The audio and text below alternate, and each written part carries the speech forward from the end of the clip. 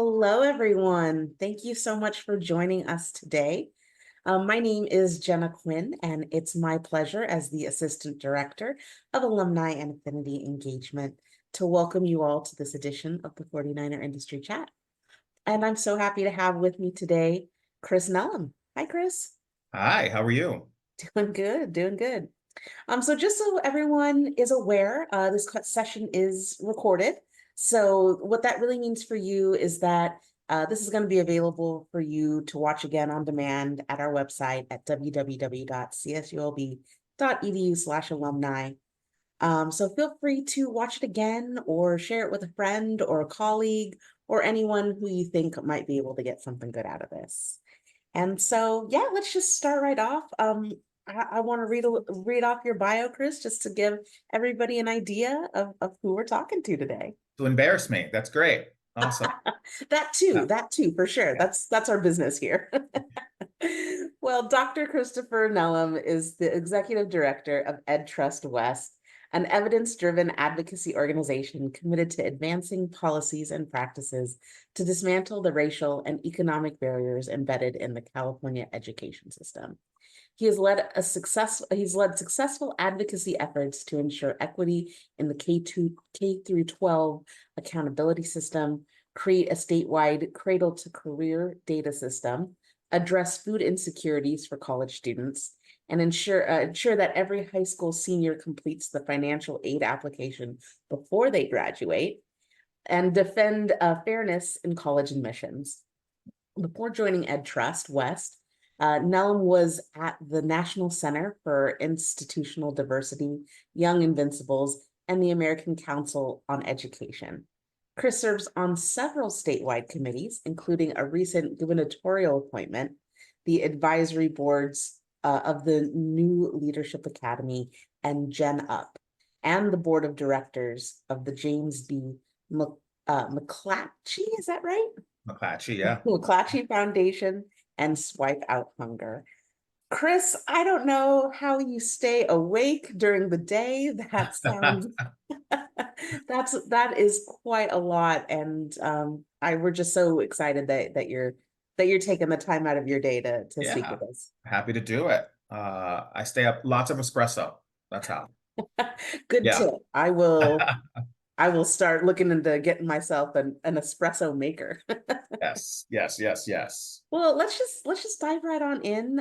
I'd love to hear a little bit about your background and your experiences that led you to come to CSULB in the first place. Yeah. Well, of course, thank you for having me. I love Cal State Long Beach.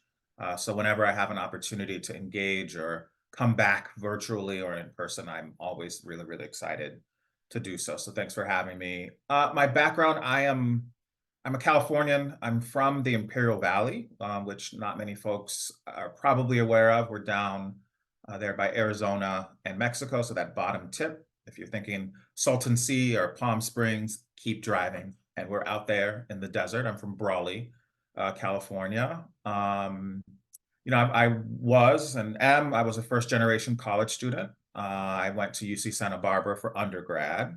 And that's actually what led me to Cal State Long Beach. I met an alum there. And, like lots of folks, I was trying to figure out, what I wanted to do. I was a political science major, thought I wanted to go to law school, realized I didn't. And then was trying to figure out, like, well, what do I want to do? And I met this alum. Her name is Alicia. And I happened to be at that time, I was a resident assistant on campus. And so she was, I think, a resident director. She had gone through a graduate program at Cal State Long Beach and said, you seem to enjoy working with students. You seem to ask questions about why universities work the way they do. You might want to think about this fantastic program at Cal State Long Beach. It's in the College of Education. It's the counseling program. It goes by SDHE. It stands for Student Development in Higher Education. And so the rest was sort of the rest. I went down for a visit with the faculty, loved the faculty, and applied and was really, really I felt very lucky to be admitted. It's a very, a very popular program. So that's a little bit about me, a little bit about my background and how I got to Cal State Long Beach. No, I think that's great. I think that a lot of folks, started their college career wherever, however that looked like, and thought one thing, and turns out life happens, or you just kind of you just rediscover yourself and Yeah, figure out that that's, there might be a different path. So I yeah. think that's great. And while you were here at CSULB, what did that, I know you're in the SDHE program, which is a graduate program.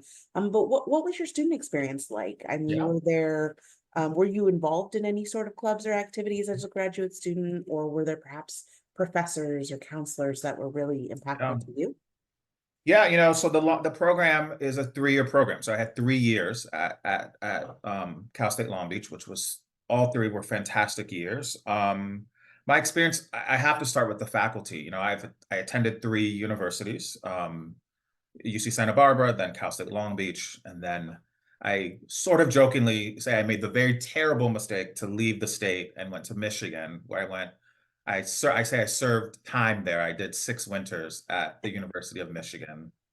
Um, but the faculty at Long Beach, there's no comparison. The faculty were, of course, knowledgeable and helpful, but also cared about me as a person.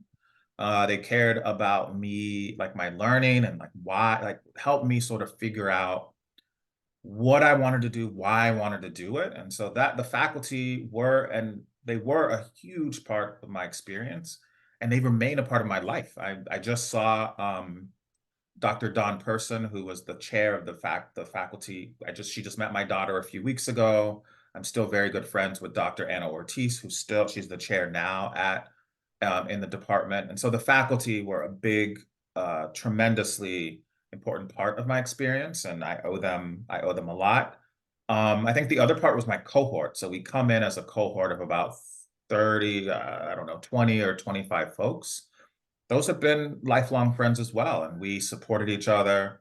We had a lot of fun together. We studied together, and so they were another big part. And I think the last piece, which is really what helped me get embedded on campus, is there was a internship of a graduate fellowship that the student union started. I think associated students like started to have graduate student fellows that were in SDHE in the graduate program. And I was their first. I was one of their first, along with a good friend of mine. And that, I got embedded in the student union.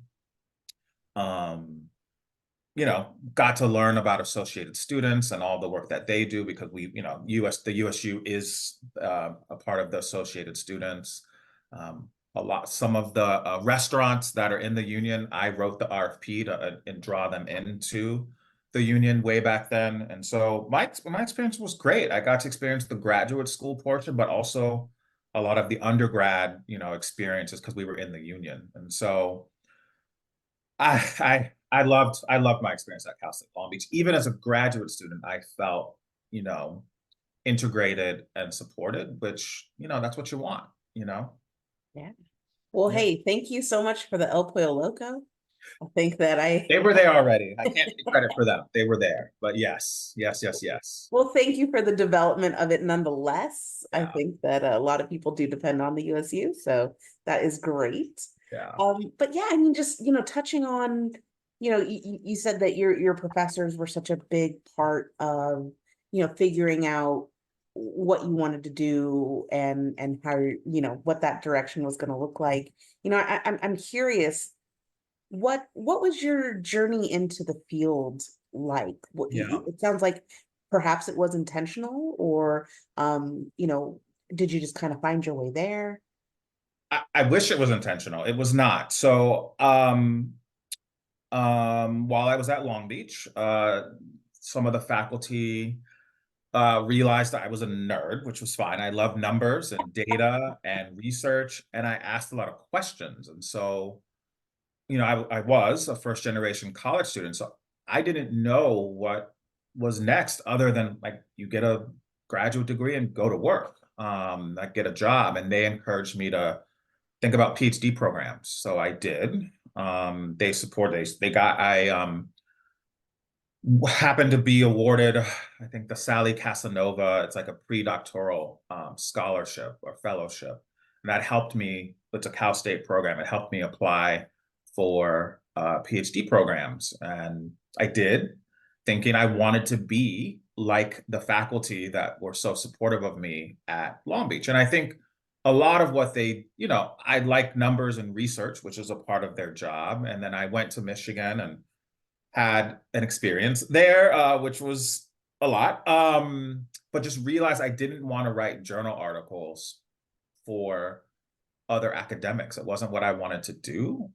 But then I realized, or I think I listened to the part of my brain, heart, whatever it was. I ask a lot of questions about just in general. I always have asked, well, why do things work that way? And why don't they work differently? And when part of my, I think, trajectory has been, I don't accept, things are just because they are. And my sort of orientation has always been, if something isn't working the way it's intended, we should change it.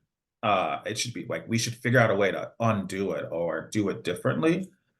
And I sort of it wasn't intentional. I think I met somebody and said that you should think about a career in advocacy, because advocacy at the end of the day, as the word suggests, like you are pushing to change, you're advocating, you're talking to people, you're pushing people to be different in some way.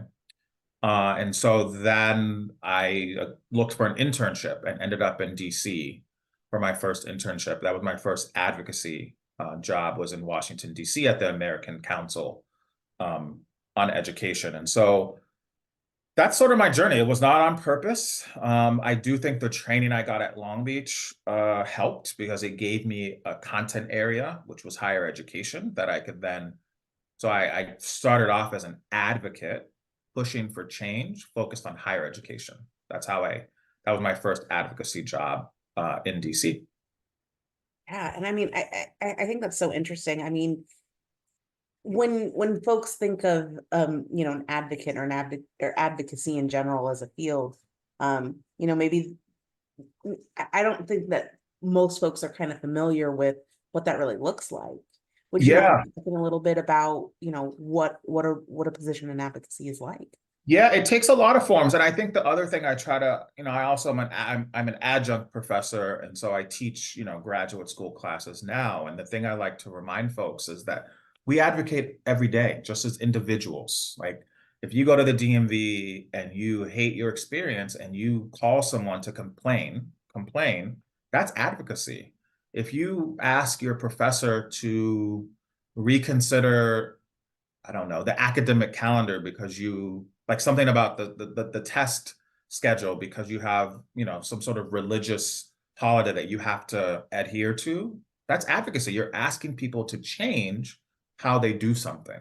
So I like to start there, because it is what we do. It's sort of, for better or worse, it's sort of humans. When you ask for someone to change something, that's advocacy. And then what that looks like as a career can take a whole bunch of paths. There are advocates for all sorts of it. I happen to be an education advocate, but my wife is a marine biologist. She advocates on behalf of fish and the ocean. AARP advocates on behalf of, our elders in society. So there's a whole bunch of spaces and places where you can advocate.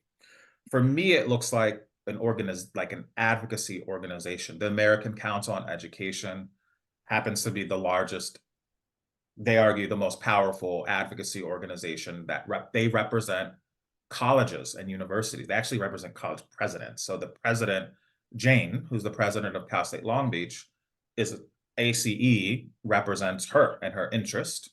Young Invincibles, where I was another, and then EdTrust. And that, we have researchers who are advocates. They crunch numbers, they tell stories, and that they tell qualitative stories and also crunch numbers. And that's advocacy, using data to convince someone to think differently about an issue.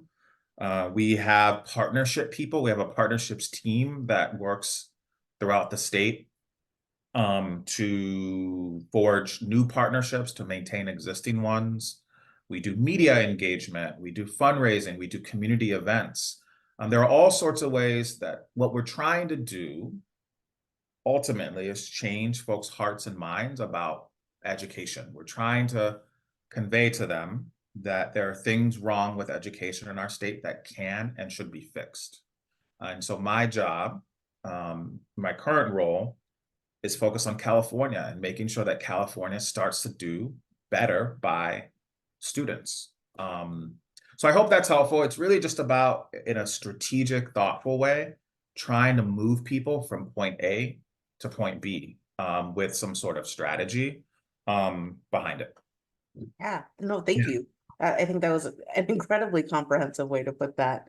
Um, but I think that it would be so great to, just touch on it and discuss, what I mean, I know it's kind of a hard question, but what does a typical day look like as an executive director of such a major, um, uh, uh, a major organization that has such a broad, I mean, Yeah. it's very focused, right? Like you're trying to make education in California better, but Yeah. it's a big problem, right? Like there's so many different things. So what is a It's a typical lot of day? problems. Yeah. Yeah, it's a lot of problems. Our typical day. So I want to talk. I'll talk about my role, but I also want to give folks a sense of some of the other folks, which I kind of Yeah. just did. But we have researchers. Their day to day looks like sometimes crunchy numbers, but it could look like going out to talk to folks. So, for example, we do work focused on TK, transitional kindergarten. There are researchers who are crunching numbers about transitional kindergarten, but we have others who are out talking to providers. So people who are caring for young kids, they're talking to them about, well, what's the state doing right? What's the state doing wrong? What would you like the state to work differently? How would you like the state to be different given your work? They take that and then they write it up. We come up with recommendations. We check, we check the data. So that's their day to day. Crunching numbers are talking with folks. We have a policy team. Their job is really to monitor what's happening in the legislature. So right now it's like prime time for that because the legislature is now focused on the state budget. The legislature is writing new bills. So they're tracking those bills. They're trying to influence what ends up in bills. We oppose bad bills. And so they write policy briefs, they write memos, they have meetings with just got off the phone with the governor's office just a couple hours ago, trying to convince people to do the right thing. I have a fundraising team, and their job is to do development and to engage with really wealthy people. And so there's lots of stuff that folks do on the team. My day to day, there isn't a typical day. I mean, my job as executive director is really four main things. The first thing is to bring in resources to keep the lights on, so that we can drive towards our mission. So it's to draw resources in, mostly from philanthropy, but we have some individuals who donate to us. We have corporations who donate to us. So a lot of my time is spent talking with folks, really talking with them about the need for the work, the need to invest in the organization. Other part of my job it's about the team and setting the vision. So we just finished our strategic plan, which lays out our goals for 3 years. My other, part of the role is to be a spokesperson for the organization, do things like this, or talk to the media, talk with partners. And then the last thing is just to unstick issues that the team has. A whole bunch of issues. Big issues, small issues, just things that come with running, organization of our size and scope. So I don't really have a typical day. I mean, my day to day has been, I talked with the governor's office earlier. I'm here doing this. I'm meeting with a funder later to hopefully convince them to invest in our organization. Other days, it's me attending a conference and sitting on a panel, getting folks riled up about an issue. So the days vary. I think my favorite days are when I get to spend time with our team and really invest. We have a team mostly made up of women and mostly people of color. And It's important to me that we invest in them, that they have the resources they need to do the good work. So those days are my favorite. And I think maybe speaking on panels in rooms where I get to push people outside of their comfort zone, about issues we care about. Central to our mission is equity, in particular racial equity, and those are hard conversations. And my approach isn't to make people uncomfortable or to feel bad, but it is to help them see that we have work to do. And so that's fun to me, because I like to try to understand how we can change folks' hearts and minds about issues. And you're not going to do that by beating people over their head or telling them they're wrong. You have to figure out a way to have your message come across so that it's received. And so the days differ, but those are my favorite days. Days I have time with our team and days I have time to push people to be better at what they do. Yeah. And, I think that, a lot of people have a question about, the issue of work-life balance for any career, but especially in a career where, you're an executive director of a major organization, and the organization that it's dealing with the issue of racial equity. So issues of burnout, right? Like, how do you handle your work-life balance? How do you handle burnout? How do you handle those kinds of things? And what's been successful for you, and what have your struggles been? I would not be telling the truth if I said that work-life balance is not it is a constant struggle. It just is. I took this job as executive director 5 years in, 5 or so years in at the organization, in the middle of COVID, 3 weeks before my first child was born. So clearly I make great decisions. But I took it only because my wife was willing to go on the journey with me. And we continuously check in about that. Like, how is this going? Because to your point, what mission-driven work, which is what an advocacy organization is hard because it's hard, but it's also hard because we care very deeply and everything feels urgent. And advocacy is a constant struggle between planning and responding. We're trying to plan as best we can, but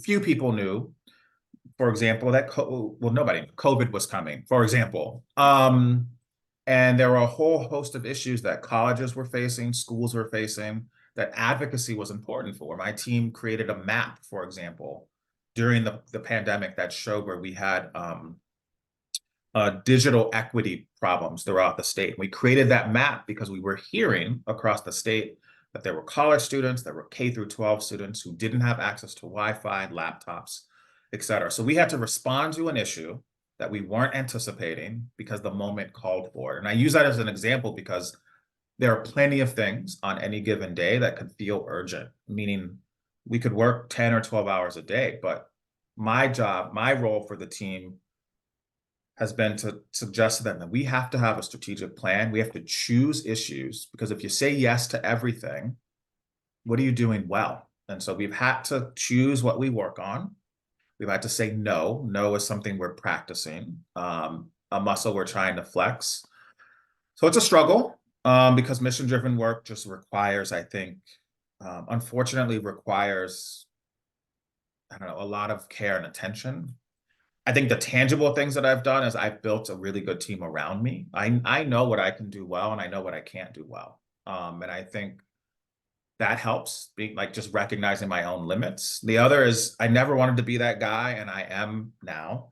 I have 2 cell phones. I chose last December to get a second cell phone because I don't want to be scrolling on Instagram and get a text or an email about work. And that was happening, or just be with my family and get, work calls or calls from folks, and just being able to like physically put the work down and walk away from it, to me has been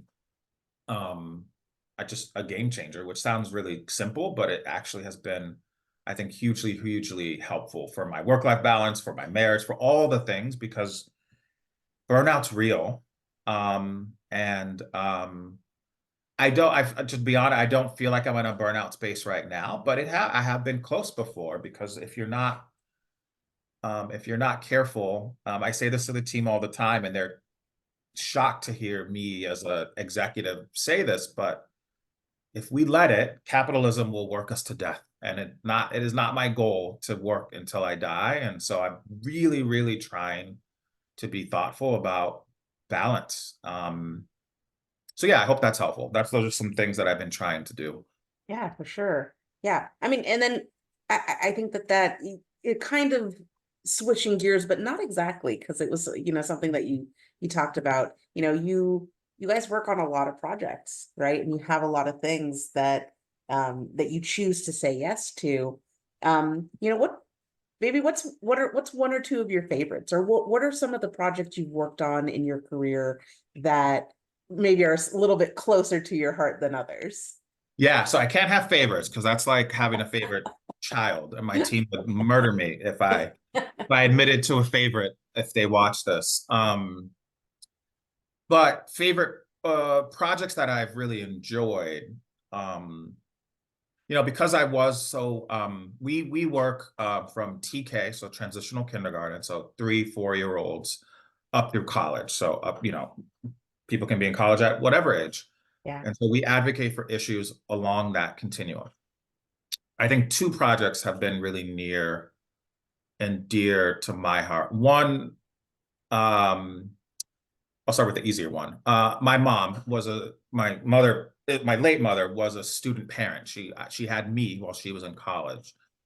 And there are a whole host of issues. Cal State Long Beach actually does quite good around student parent issues, but there are a whole host of unique assets that student parents bring, but also barriers that they face just because their lives are different than the traditional student. And so I brought student parents as a priority area to our organization.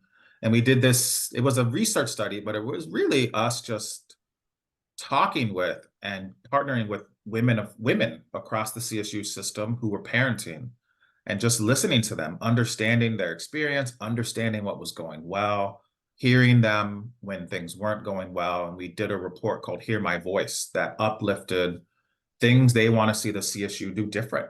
The CSU broadly, not just Cal State Long Beach.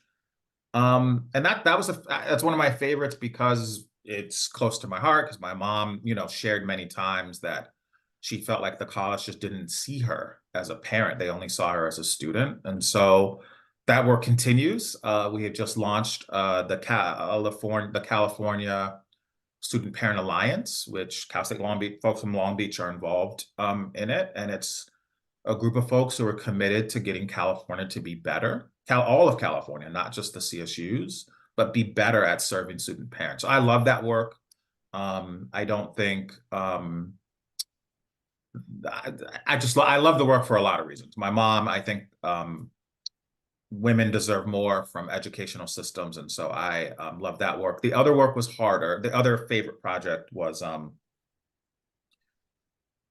won't name them, but a major testing company was interested in using the ACT and SAT in K through 12 instead of the current sort of exam people take in K through 12. And we thought that was a bad idea for equity, because those tests are really biased.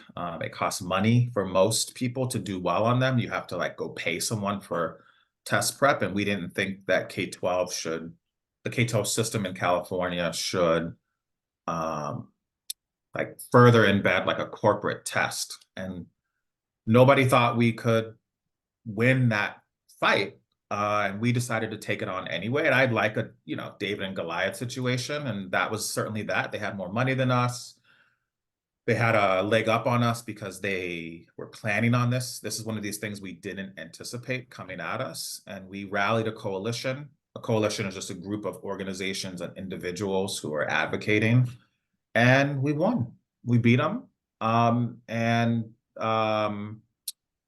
That's the part of my bio, the embarrassing bio, that talks about defending fairness. For us, that was about fairness in college admissions. And we thought that further embedding those tests were going to make admissions less fair. And so those have been some of my favorite. I like hard challenges. And so those are two really, really hard sets of issues.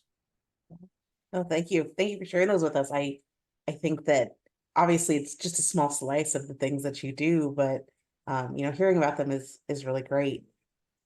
So I know that you talked about your professors before and how you're still keeping in touch with some of them, Mhm. which is it's fantastic. But I really wanted to ask you about mentorship in your field. Yeah. And I mean your field being, equity advocacy or in the nonprofit world or education, whatever space it is, how important is mentorship in your field? And who are your mentors, and do you have any mentees yourself? Yeah, I mean, mentorship, I think I would imagine it's huge for any field. I can't, I'm thinking about every phase of my life, and I've had mentors, and I call my women mentors, I call them femtors. I've had mostly femtors, if I'm honest, mostly women who have taken an interest in me and my life and trajectory. I mean, I mentioned earlier the reason I ended up at Cal State Long Beach, a femtor. The reason I went to graduate school part two for my PhD was because of Dr. Ortiz and Dr. Person at Cal State Long Beach. And then I got into advocacy because of a mentor who I met, who said, you should really think about going to the American Council on Education, which is what was my first job. So I think mentorship is hugely important. I might wager that it's probably more important for a field like advocacy because it's not one of the like bread and butter career. It's not, I don't know, it's not a lawyer or a doctor or a nurse, like careers that people sort of know of. Because I had to find my way here. It didn't find me. I had to sort of maneuver and like realize like, oh, I have skills that I can apply to this. And so mentorship is huge. For me, it's really important because I would not be anywhere near where I am without mostly femtors, but also mentor. So I do mentor quite a bit. Younger folks who are interested in doctoral programs reach out to me quite a bit on like LinkedIn or on Twitter or X. And then I'm involved in like college access program, the Oakland Promise, and other programs with young folks in high school. Really, because I think a lot of us are just trying to figure it out. And I think having someone who's in your corner to help you along the way, I think is a big deal. I'll be honest though, I never wanted to be one of those people who have, emails I wasn't able to respond to. And it's been harder since being in this role, trying to be a good, citizen of the like community and still do this job and still have a life. So it's gotten harder, but I think it's immensely important. It's important. And right now, I think the mentorship that is speaking to me right now is folks who are telling me to take my time before I figure out like what I want to do next or if I want to do something next. And so it's just been hugely important for sure. Thank you so much. So, one of the big trends that's kind of hitting every industry, and I can't imagine your industry is any different, but is the role of AI, artificial intelligence. Mm. Um, do you see AI playing a role in your field? And is it a good thing? Is it a bad thing? Useful, detrimental? What do you think? Yeah, so a couple of things. I'll talk about it, I think, from maybe three quick vantage. So I sit on a Google AI work group and have for like 3 years because they saw this coming and they wanted folks from a variety of industries and vantage points, giving them input before they rolled out Bard, for example. Bard is is like their chat bot or their chat GPT. They have these glasses, they have some other stuff that they've been working on and they wanted our feedback. So I think it certainly is something that is happening in the field. I think for educators, so not advocates, but for educators, there's lots of questions about what does this mean for you know, for our syllabi? What does it mean for our assignments? What does it mean for how we are assessing learning? And I think there's mostly a lot of fear that I'm not sure is warranted. I think we should just figure out how to harness it. And I think you know, back in my day, I'm aging myself potentially, but we had those TI 80 something, those big long calculators, and folks were really worried about you know, they used to tell us, you know, when you get older, you're not going to have a calculator in your pocket to help you. And now we have iPhones that are more than that. So I say that to say, like, we should figure out how to harness it in educational settings rather than be fearful of it. And I think there's lots of fear right now. Advocacy, I think, is sort of swirling. We don't really use it a ton as an organization yet, but there are a lot of workshops, folks trying to help us understand how to use it. I use an AI tool to read my email every morning, and it drafts responses for me that I then edit. I had it draft an initial, we're trying to put together a new flexible work policy, and I had, you know, ChatGPT draft an initial version, and I'm going to edit from there. So it's certainly something folks are talking about. I don't think we have figured out how to harness it probably most effectively just yet, though. But I think it's exciting. I think, though, the one thing that I have learned from the Google, the AI panel that I sit on, is I think the thing we all need to keep in mind, particularly folks who care about bias and equity, is AI is just a tool that is built by imperfect humans who have their own biases. And so those biases will come through for any AI tool. It's something we experienced. Apple Watch, or these like Fitbit, Apple Watch type things, that light on them works really well on lighter skin. People who built those watches weren't thinking about someone with darker skin like me. And it comes up when you get your little stats throughout the day. It was something we talked about on this panel I'm on, and people just did not realize that you might have to think about a different laser depending on someone's melanin. And so I guess my caution is that we just remember that imperfect humans are building this, and that bias will come along. So as long as we're aware of that, I think it's mostly a good thing. It's not going away. So I think we should figure out how to harness it. Yeah, for sure. Yeah. So, you sit on many an advisory board, panel, board of directors, and you even had a recent gubernatorial appointment. You know, if you would just maybe talk a little bit about that, and you know, how do you decide, you know, which panels to do, or which advisory boards to be on, where to lend that expertise as you know, come up in your career? Yeah, I mean, for me, I try to think a lot about, I think early on I was just open to anything. I was on like 4 boards of, you know, or 4 board of directors and like couple advisory boards. I had this gubernatorial thing. And I think as I've gone on, I've had to just think about, what am I most interested in? The AI thing for Google was just interesting.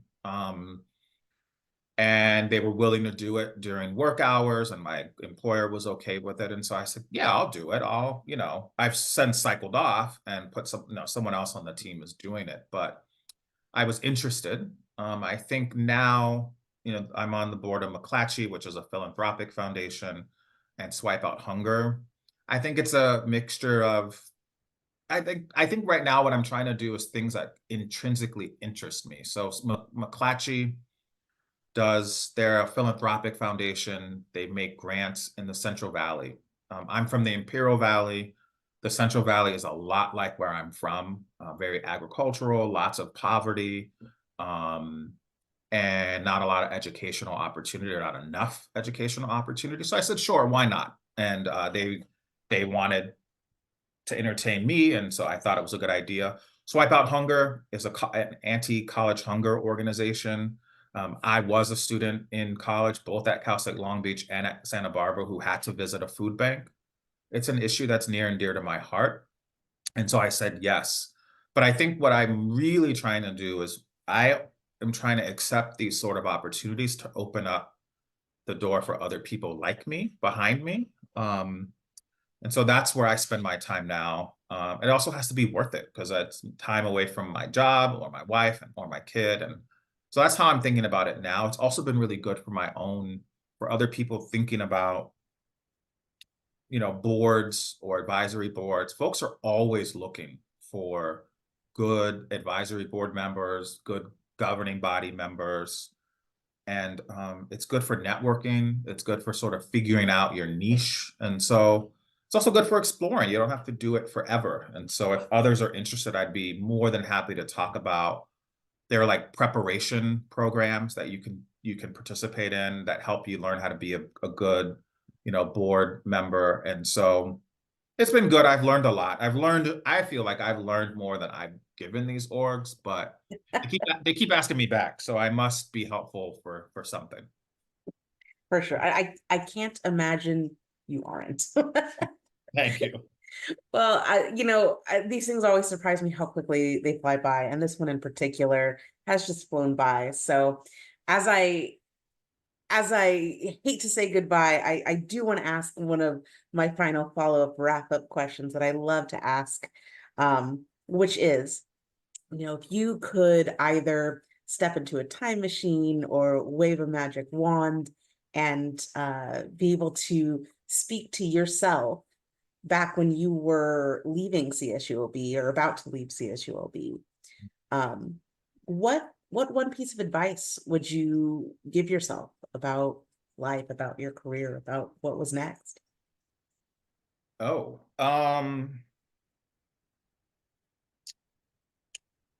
I think what I would tell myself, which is funny, my PhD advisor told me the same thing, and younger me disregarded him. And I probably shouldn't have, is that all the plans you think you have in life,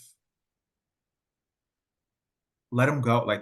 So the thing that I think the best laid plans will be undone. And I think instead, rather than trying to plan every next step, what my advisor told me, and I guess I'm becoming, this gray in my beard means I'm becoming older myself, is he told me to do good work, always do good work, do good, excellent work, treat people well, and make sure that you make people feel something when you engage with them, and the rest will come. And it's been true. I've always done good work, good high quality work. I've always tried to treat people well. And the experiences I've had have come, I think, because of that, not because of the plan I had. And so I think that's what I would tell myself. It's just relax a little bit. You don't have to have a plan for everything, but do good work and do treat people well and with respect. Yeah, powerful words, great words to live by. I hope that the recent alums and the current students who are watching don't disregard like you did back then. But we can only hope, right? Yeah. Yeah. Awesome. Well, thank you so much for your time today. I think this has been an incredible chat, and honestly, there's so much for students to get out of this. So thank you so much. Thank you. For those of you who have stuck it out with us and have tuned in, I want to say thank you so much for joining us today.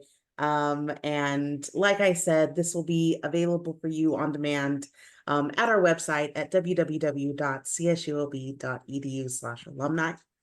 And also want to encourage you guys to follow us, keep up with us on that website, follow us on social media at CSULB alumni, so that way you don't miss the next wonderful 49er industry chat. But Chris, if anyone wanted to maybe continue the conversation with you, ask any follow-up questions, how might they be able to keep in touch with you? Yep, you can find me on LinkedIn. You can just search my name. I think just Christopher Nellum. I don't know a shorter way to do that. Or on X, formerly known as Twitter. My handle is @ChrisNellum, or email, which I'm sure we can get you somehow. But I'm happy to be a resource to folks. Awesome. Well, thank you so much, Chris. And we thoroughly enjoyed speaking with you today. And thank you all so much for joining in. Until next time, have a good one. Bye.